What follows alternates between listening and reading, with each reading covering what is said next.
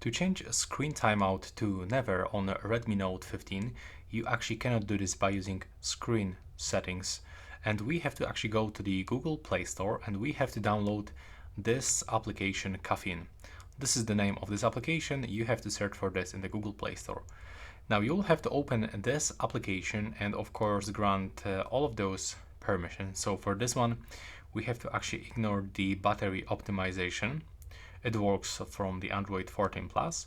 And here we have to go for the timeout and select infinite. Thanks to this, our screen will never turn off. And to ignore this battery optimization, we have to click here. Now wait for this screen. Then go to the Caffeine. And here you have to allow background usage in this place and select unrestricted. Now when you go back, it's gonna work. Now as you can see, this notification disappear.